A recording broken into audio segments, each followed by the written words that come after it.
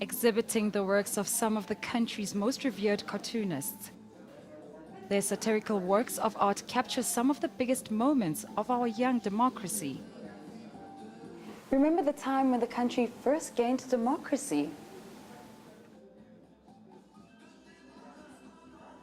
Now fast forward to several years later, as it emerges the Gupta family allegedly has considerable influence over the president in the appointment of cabinet ministers.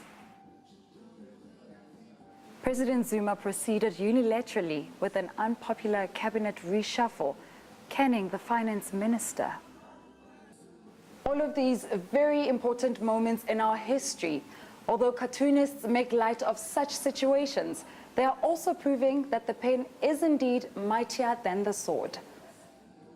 The Yiull Damaso Artists Studio and Gallery is celebrating the likes of Zapiro, Bauer and Loyiso Mkhize. Cartoonists, are they revered as artists or not? And for some reason they're not. They're always looked at as less than artists who are in fine art galleries. And we both agree that definitely they should not be, because a lot of them are probably better artists than most artists that are exhibiting in fine art galleries. Fedler has been in the game for nearly 50 years. My best cartoon was Mandela, the past, but I drew it before he died. So I want to do a living tribute to him.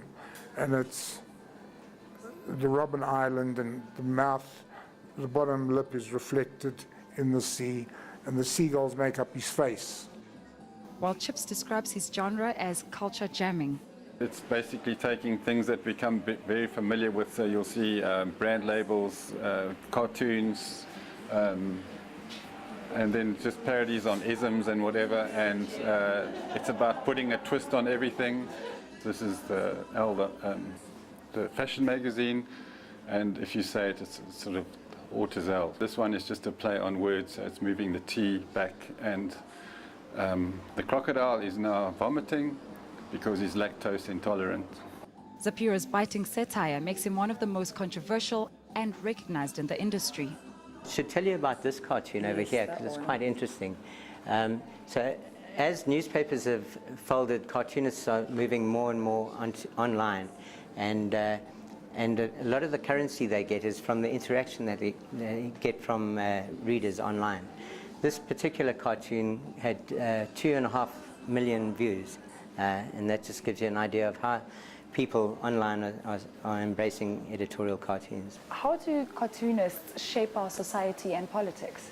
I think because cartoons are so accessible, people read them and they're packed with commentary and things that make people think and talk to one another.